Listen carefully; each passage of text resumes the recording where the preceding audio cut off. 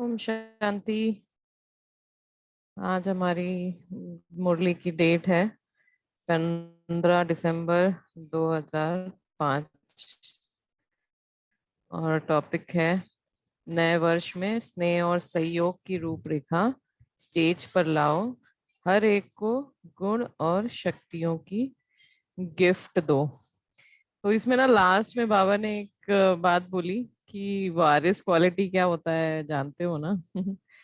तो पहले एक बार वो शेयर करेंगे क्या होता है वारिस क्वालिटी।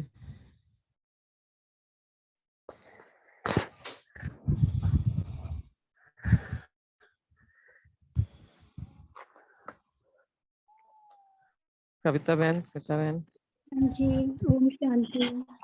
जैसे बाबा ने पहले भी बताया ना कि माइक बनाओ, लेकिन ऐसे माइक माइक होता है कि जिनके बोलने का अनेकों पे बहुत प्रभाव पड़े, लेकिन वारिस उनको कहेंगे जिनमें माइट भी हो, जिनके जिगर से निकले बाबा, जो ईश्वरीय परिवार से सदा एकमत हो, परिवार के सदा समीप हो, जो बाबा को दिल से माने कि हाँ मेरा बाबा, और उतने ही ज्यादा सहयोगी भी हो, तो उनको वारिस कहते हैं। जो बाबा कहते हैं ना, मम्मा बाबा की गद्दी के अधिकारी भी बने, अपने जैसा उनको बनाओ।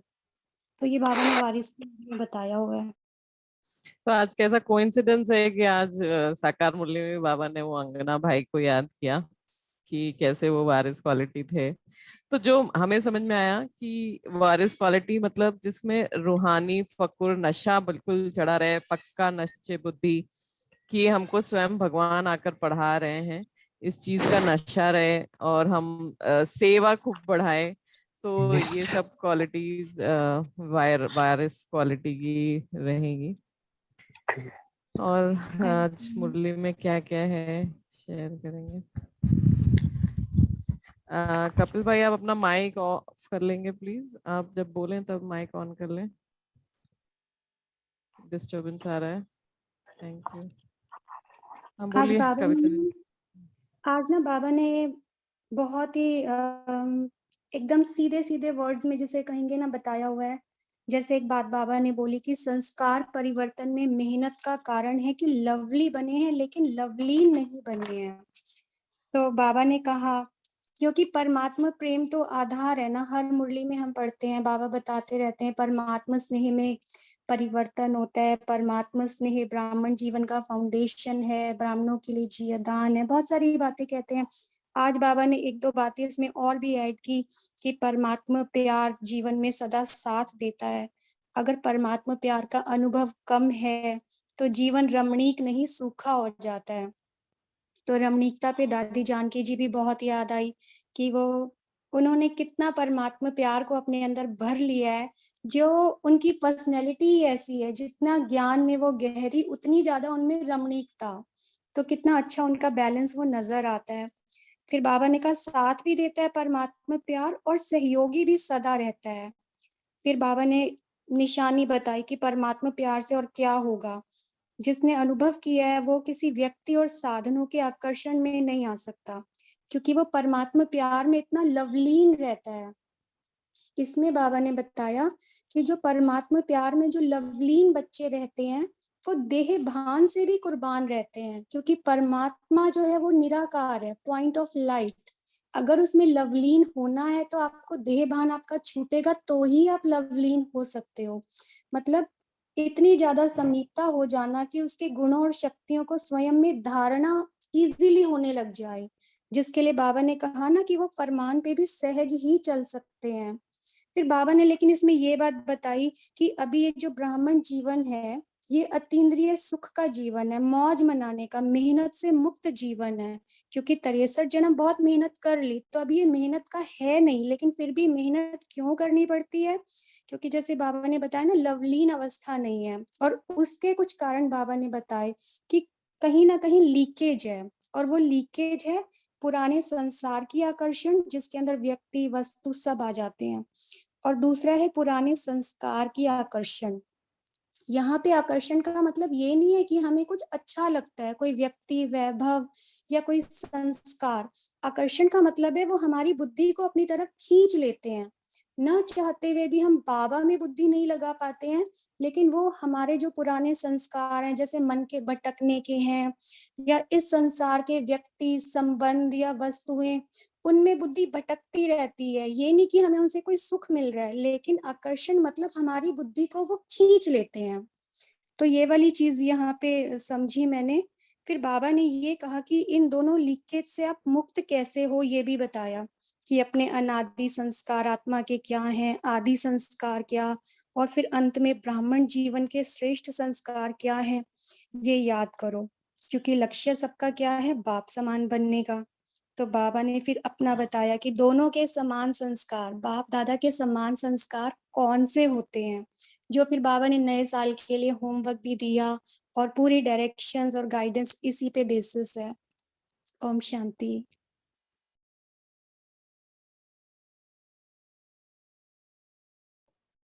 Thank you. तो बाबा ने सबसे पूछा कि लक्ष्य सभी का क्या है, तो बाप समान बनने का। तो बाबा ने फिर इतने अच्छे से आगे एक्सप्लेन किया कि बाप समान मतलब बनना है क्या। तो बाबा बच्चों से पूछते हैं कि बाप और दादा दोनों के समान संस्कार कौन से हैं। तो ये कोई शेयर करेगा? कैलाश भाई, स्मिता बहन। तो बाबा ने कहा कि सदा बाप हर आत्मा के प्रति उदार चित्त रहे, हर आत्मा के प्रति स्नेह और सम्मान स्वरूप में सहयोगी रहे। ऐसे स्वयं भी अपने को हर आत्मा के प्रति सहयोगी अनुभव करते हो। तो बाबा ने सबसे मतलब बाप समान बनना है, तो ये चिंतन तो हमेशा ही चलता है कि बाप समान बनना है तो बाप बनना पड़ेगा, क्योंकि एक बाप ही ऐसा रहता है कि तो वो अपने हर एक बच्चे को, चाहे कमजोर भी हो, लेकिन उसके प्रति स्नेह और सहयोग की भावना जरूर रहती है। और ब्रह्मा बाबा ने भी वही किया। तो बाबा कहते हैं कि सहयोग दे तो सहयोगी बने, नहीं स्नेह दे तो स्नेही बने, नहीं जैसे ब्रह्मा बाप हर बच्चे के प्रति सहयोगी बने, स्नेही बने, ऐसे सर्व के सदा स्नेही और सहयोगी। ये निस्वार्थ भावना तो एक बाप में ही हो सकती है। तो बाबा कहते इसको कहा जाता है समान बनना। अगर कोई भी बच्चे को मेहनत करनी पड़ती है संस्कार परिवर्तन करने में, तो उसका कारण बाबा बताते हैं कि ब्रह्मा बाप ने जैसे स्वयं के ऊपर अटेंशन रखा लेकिन मेहनत कभी नहीं की, संस्कार परिवर्तन में मेहनत का कारण है लवली बने हैं, लवलीन नहीं बने हैं। तो आज ये जैसे कि बाबा ने लिटमस टेस्ट दी है कि अगर मेहनत करनी पड़ती है, तो बाबा ने कहा है कि प्यार की परसेंटेज में कमी है, कहा न कहा प्यार में कुछ न कुछ लीकेज है। और वो दो बातें जो कही कही है कि एक तो पुराने संसार की आकर्षण है, या तो फिर पुराने संस्कार की आकर्षण है। तो संसार में बाबा ने कहा संबंध पदार्थ सब आ जाता है, तो ये चेकिंग की बात है, तो चेक करो इन दोनों लीकेज में से मुक्त है। हाँ तो जी। तो आज 18 जनवरी भी कल है, तो बाबा ने आज ब्रह्मा बाबा के बारे में भी कैसे बताया कि बाबा ने मेहनत नहीं करी लेकिन अटेंशन रखा। और अब कैसे बाबा बाप समान कैसे बने, ब्रह्मा बाबा कैसे बने, क्योंकि उन्होंने ये सब करके दिखाया कि बिना किसी चीज की अपेक्षा रखे हमेशा सिर्फ दाता बन के देते रहना। तो बाबा ने इसमें आगे ये भी कहा कि बाप दादा तो हर बच्चे के लवली बच्चे समझते हैं, जानते भी हैं, और जन्म पत्री भी हर एक की जानते हैं। तो परिवार भी हमारा सब क्या कहेगा कि लवली है। तो बाप दादा कह रहे हैं कि हर एक बच्चे को एक ही पढ़ाई, एक ही पालना, एक ही वरदान सदा देते हैं। चाहे लास्ट नंबर भी है जानते हैं, फिर भी बाप दादा किसी भी बच्चे का अवगुण, कमजोरी संकल्प में भी नहीं रखते। लाडला है, सिकिलदा है, मीठा मीठा है। तो इसी दृष्टि और वृत्ति से देखते, क्योंकि बाप दादा जानते हैं इसी वृत्ति और श्रेष्ठ दृष्टि से कमजोर महावीर बन जाएगा। तो हमें भी ऐसा ही करना है कि हमारे शुभ भावना शुभकामना से हमको परिवर्तन करना है। तो हम प्रकृति जीत, तो हमें तो आत्माओं को, चैतन्य आत्माओं को तो हमें परिवर्तन इसी तरह करना है। फिर बाबा ने आज सहयोगी कैसे हम बन सकते हैं उसके लिए भी काफी बहुत अच्छी अच्छी बातें उसमें बाबा ने बोली कि हमको कैसे परिवार में चलना है, वो बाबा ने सिखाया। तो वो कौन शेयर करेगा? कैलाश भाई आपको करना है, कपिल भाई आपको कुछ शेयर करना है?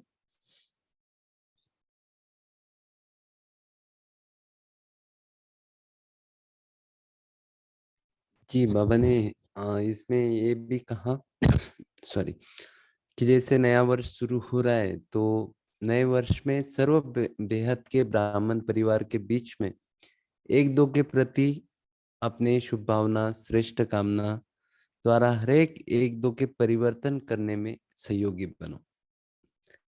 चाहे कमजोर हैं, जानते हैं कि इसमें संस्कार की कमजोरी है, लेकिन आप स्नेह और सहयोग की शक्ति द्वारा सहयोगी बनो। एक दो को सहयोग का हाथ मिलाओ। इस सहयोग के हाथ मिलाने का दृश्य ऐसा बन जाएगा जैसे हाथ में हाथ स्नेह का मिलाना, सहयोग का मिलाना माला बन जाए। और ये बात बड़ी अच्छी लगी बाबा की, जो आपने भी ग्रुप में शेयर किया था, कि शिक्षा नहीं दो, स्नेह भरा सहयोग दो। न्यारा नहीं बनो, किनारा नहीं करो, सहारा बनो, क्योंकि आपका यादगार विजय माला है। हर एक मन का मनके के साथी सहयोगी है, तब माला का चित्र बना है। तो ये बात बड़ी अच्छी थी कि हमें And बहुत सहयोगी डीप बनना भी है। है ये बात कि कैसे जो बाबा माला बनाते के लिए कहते हैं, तो कैसे परिवार के अंदर ये माला बने, तो ये बहुत डीप बात भी लगी। हाँ जी, आगे। शिखा बहन आप एक्सप्लेन करो इसको।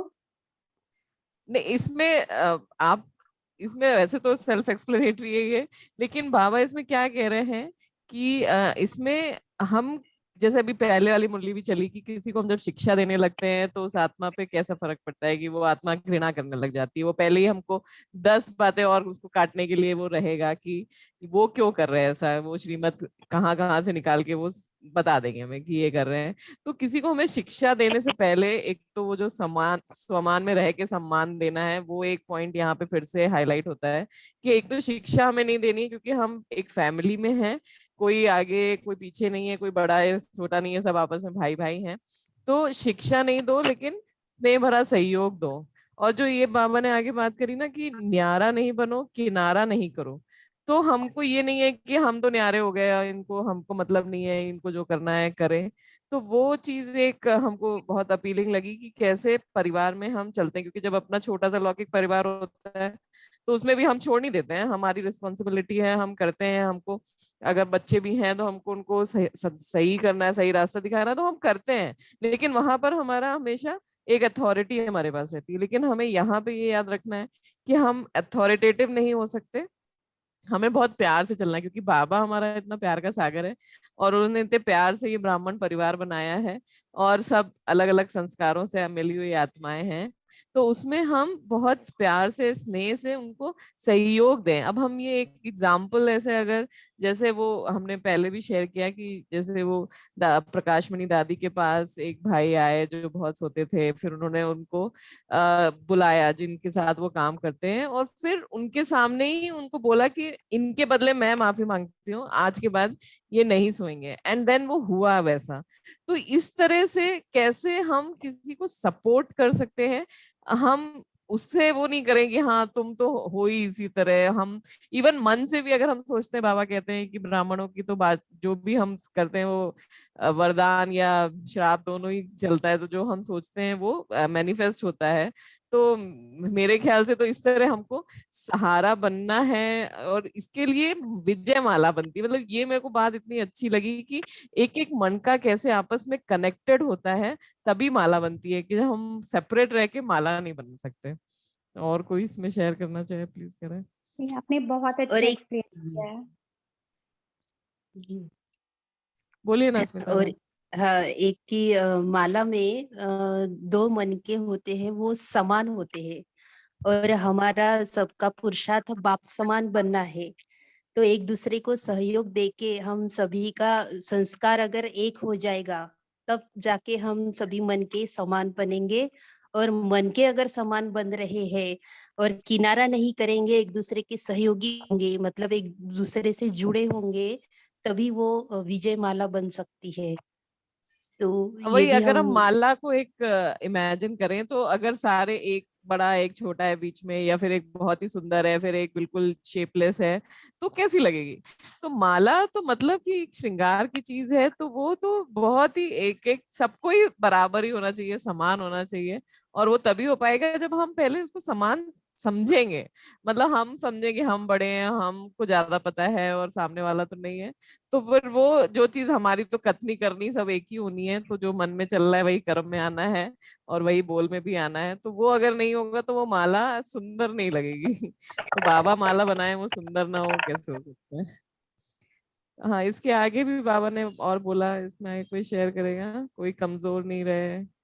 कैसे बाबा ने कितने ऊंचा लेके जाते हैं कि क्योंकि कोटो हमको कैसी अपनी दृष्टि कितनी ऊपर रखनी है कि ये जो सामने है फोटो वो में भी कोई कोटो में कोई है, चाहे लाश दाना है लेकिन कोटो में कोई है। तो इसके लिए भी बाबा ने कितने अच्छा एग्जाम्पल दिया कि मास्टर सर्वशक्तिवान है, हमारा टाइटल ये है। तो हमारा कर्तव्य ये है कि हमें दूसरे को शक्ति देना है, हमें सिर्फ अपने लिए वो लेके शक्ति बैठ नहीं जाना है, हमको वो शक्ति की लेन देन करनी है। और यही हमारा ब्राह्मणों में जो गुणों की आपस में लेन देन है, यही हमारा एक दूसरे के लिए गिफ्ट है जो नए वर्ष के लिए हम तैयारी कर रहे हैं। तो जो स्थूल गिफ्ट देते हैं या इवन मनसा से भी, लेकिन ये जो गुणों का दान करके गुणों का हम आपस में लेन देन करते हैं, ये हमारी सबसे अच्छी गिफ्ट होगी एक दूसरे के लिए। और भी आगे है, इसमें शेयर करें प्लीज। बाबा इसके कहते हैं कि आप वाणी द्वारा बोलिए। जैसे देते हैं वैसे अपनी कल्याण की भावना द्वारा, कल्याण की वृत्ति द्वारा, कल्याण के वायुमंडल द्वारा यह गुणों की गिफ्ट दो और शक्तियों की गिफ्ट दो। कमजोर को सहयोग देना यह समय पर गिफ्ट देना है, तो गिरे हुए को गिराओ नहीं, चढ़ाओ, ऊंचा चढ़ाओ। यह ऐसा है, यह ऐसा है, ऐसे नहीं। यह प्रभु प्यार के पात्र है, कोटों में कोई आत्मा है, विशेष आत्मा है, विजयी बनने वाली आत्मा है। यह दृष्टि रखो, अभिवृत्ति दृष्टि, वायुमंडल चेंज करो। ये नवीनता चाहते हैं बाबा। तो कमजोरी देखते देखो नहीं, उमंग दो और सहयोग दो, ऐसा ब्राह्मण संगठन तैयार करो। तो बाबा कहते बाप दादा विजय की ताली बजाएगा।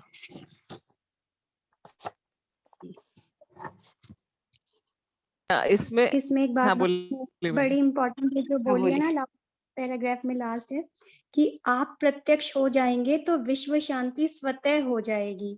तो ये कितनी बड़ी बात है, हमारी प्रत्यक्षता में कितना सब कुछ समाया हुआ है, क्योंकि प्रत्यक्ष तो तभी होंगे हम जब पूरे तैयार हो जाएंगे, जब अपनी संपूर्ण स्थिति को प्राप्त कर लेंगे। जैसे बाबा कई बार बोलते हैं ना, ऐसा तो नहीं कि प्रत्यक्षता का पर्दा खुले और कोई अपना कान का श्रृंगार कर रहा है और कोई अपने हाथ का श्रृंगार कर रहा है, किसी का दुपट्टा ठीक नहीं है।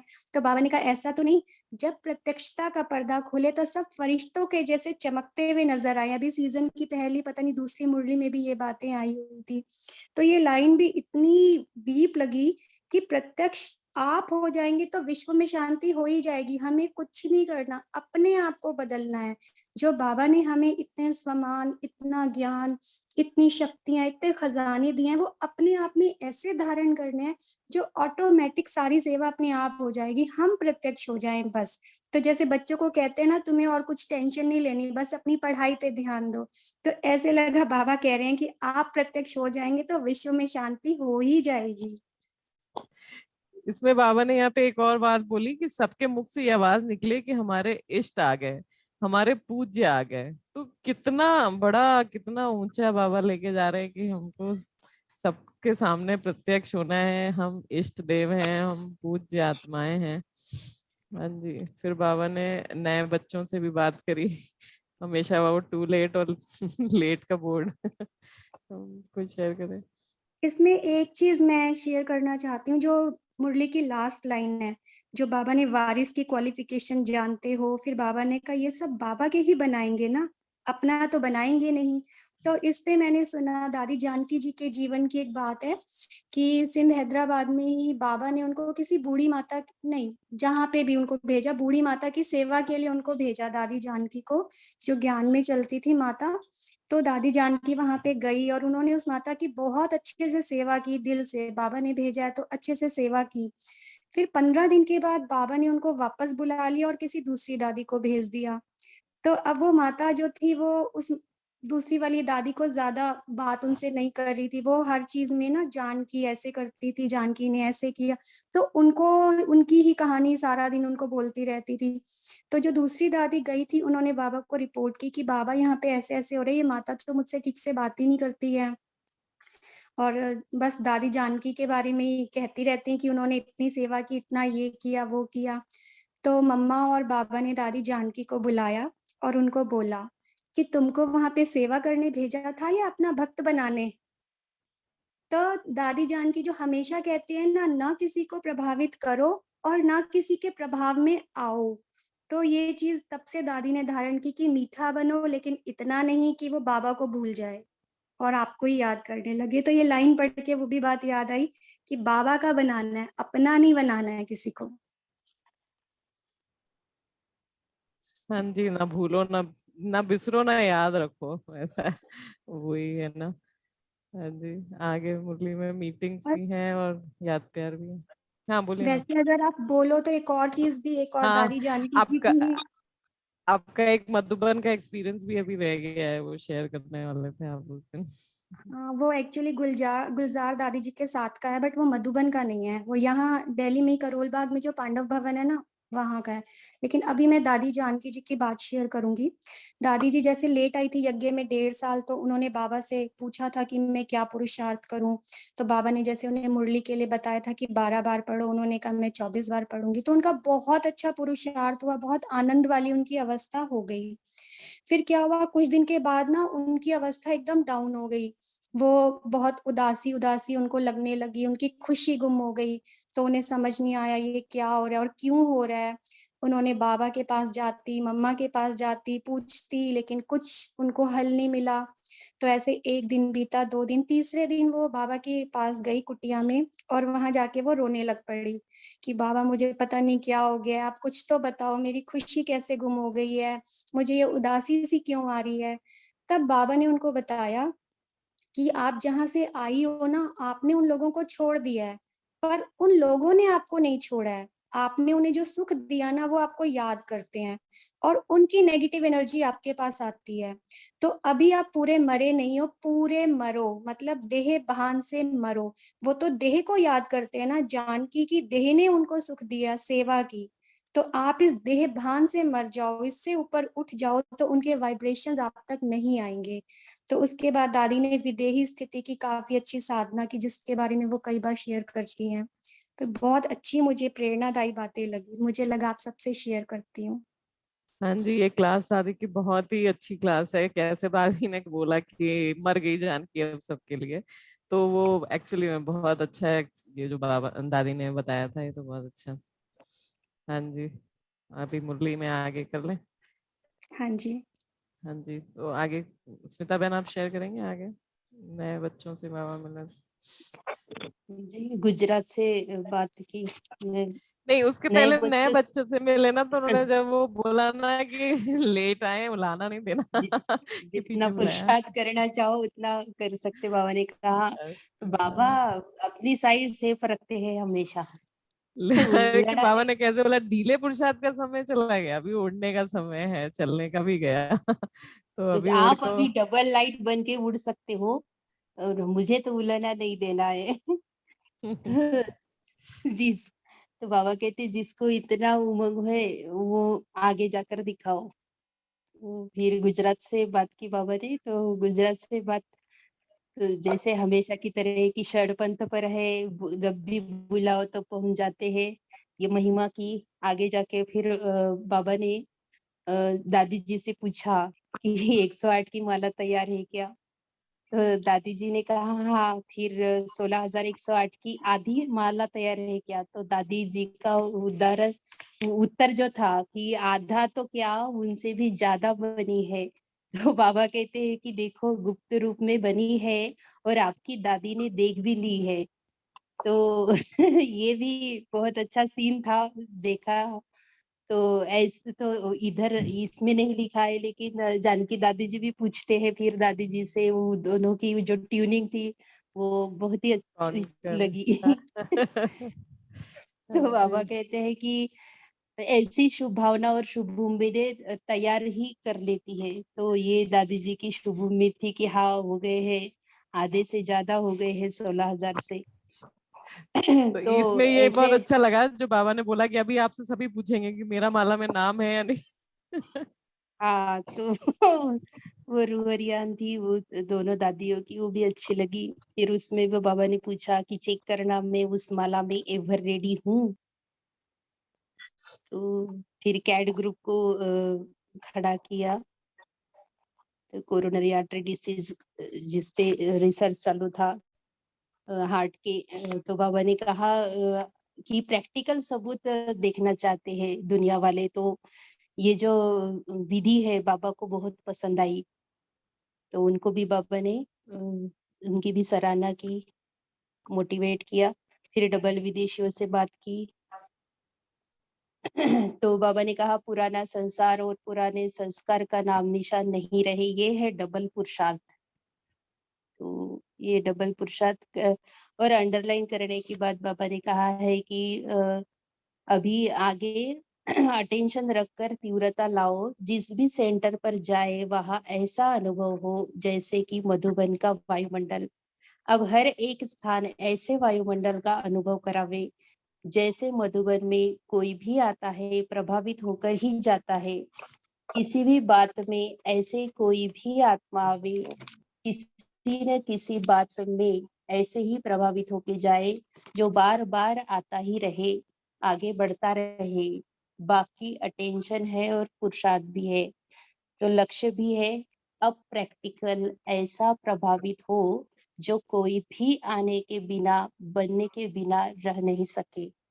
तो आज इस मुरली से यही प्रेरणा मिली कि बाबा अभी जैसे गुणों का दान कहे या फिर प्रैक्टिकल में प्रभावित करना, ये सब इसका मतलब है बाबा प्रैक्टिकल स्वरूप देखना चाहते हैं।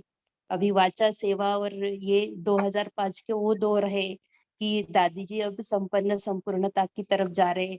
इसमें भी दादी जी से बात करते हुए बाबा ने इशारे में कहा ही है कि आपको देखकर सभी को फरिश्ता लाइफ याद आती है, न्यारा और प्यारा। ये कुछ मुरलियों से हमें दादी जी की स्टेज भी दिखाई दे रही है, वो भी बाबा की नजरों से। क्योंकि हम तो अंदर की बात नहीं जानते, लेकिन बाबा कैसे उनकी स्टेज को एक्सप्लेन कर रहे हैं, वो भी अटेंशन देने की बात है। जी। जी, उसमें बाबा ने एक्सरसाइज की भी बात करी। जैसे बाबा ने बोला आजकल विश्व में दो बातें कब से चल रही है, बाबा 2005 की मुरली हम लोग 2022 में भी हम लोग वही बात कर रहे हैं। आजकल विश्व में दो बातें विशेष चलती हैं, एक एक्सरसाइज और दूसरा भोजन के ऊपर अटेंशन। डाइट। तो आपको कौन सी एक्सरसाइज करनी है? तो शारीरिक एक्सरसाइज तो सभी करते हैं, लेकिन मन की एक्सरसाइज अभी अभी ब्राह्मण ब्राह्मण सो फरिश्ता और फरिश्ता सो देवता, ये मनसा ड्रिल का अभ्यास सदा करते रहो। और शुद्ध भोजन, मन का शुद्ध संकल्प, अगर व्यर्थ संकल्प नेगेटिव संकल्प चलता है तो ये मन का अशुद्ध भोजन है। तो मन में सदा शुद्ध संकल्प रहे। दोनों करना आता है ना, तो जितना समय चाहो उतना समय शुद्ध संकल्प स्वरूप बन जाओ। याद प्यार पढ़ेंगे। चारों ओर के परमात्मा प्यार के अधिकारी विशेष आत्माओं को सदा एक दो के सहयोगी बनने वाले बाप के स्नेही और सहयोगी आत्माओं को सदा विजयी है और विजय का झंडा विश्व में फैलाना है, इस लक्ष्य को प्रैक्टिकल में लाने वाले विजयी बच्चों को सदा इस पुराने संसार और संस्कार के आकर्षण से परे रहने वाले बाप समान बच्चों को दिलाराम बाप का दिल से याद प्यार और नमस्ते। हम रूहानी बच्चों की रूहानी माता पिता बाप दादा को दिल से याद प्यार नमस्ते, शुक्रिया बाबा।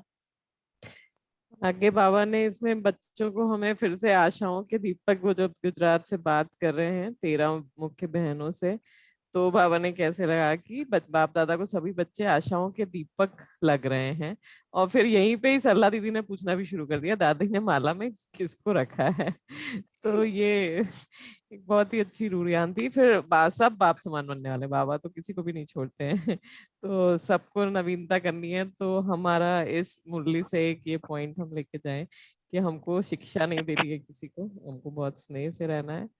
और बाकी 30 सेकेंड्स में अभी और किसी को कुछ शेयर करना है तो कर ये लें, वरना फ्री होके। सरला दीदी ने पूछा ना, बाबा से पूछा कि दादी ने माला में किसको रखा है, तो ऐसे लग रहा था देखो बाबा से क्लोज हैं, उनसे पूछ सकते हैं किसको रखा है, लेकिन दादी से नहीं पूछ रही है कि मुझे रखा है कि नहीं रखा है। तो जैसे कहते हैं ना कि बोलते हैं ऐसे बाप का राज है हमारे, तो हमारे पिता से इतने हम क्लोज हैं कि उनसे हम कुछ भी कह सकते हैं। भाई बहनों में प्रेम है, ट्यूनिंग है, अंडरस्टैंडिंग सब कुछ ठीक है, लेकिन अधिकार पिता पे है। तो बहुत अच्छा लग रहा था पढ़ के ना, बाबा से पूछ रही है, इन्वेस्टिगेशन हो रही है उनकी ना कि उसमें मैं हूँ या नहीं हूँ। चलिए, ओम शांति। ओम शांति। ओम शांति।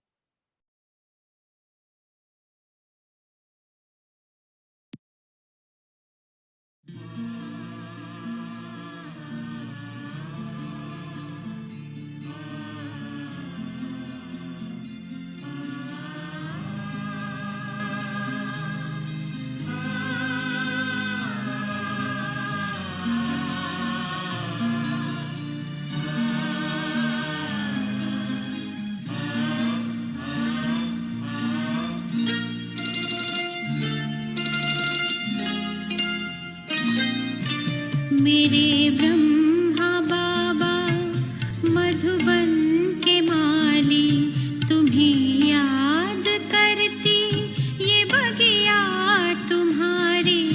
मेरे ब्रह्मा बाबा मधुबन के माली, तुम्हें याद करती ये बगिया तुम्हारी। महका रहे हैं जग के चमन को हम, फूल तेरे हैं कलियां तुम्हारी। मेरे ब्रह्मा बाबा मधुबन के माली, तुम्हें याद करती ये बगिया तुम्हारी। मेरे ब्रह्मा बाबा।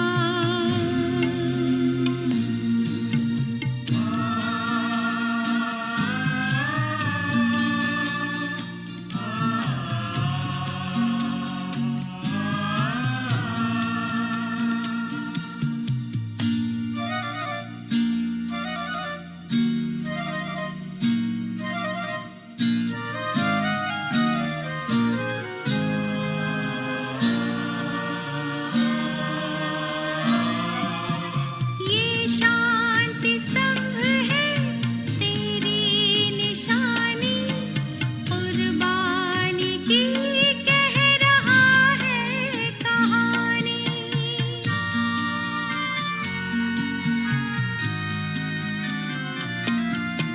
ये शांति स्तंभ है तेरी निशानी, कुर्बानी की कह रहा है कहानी।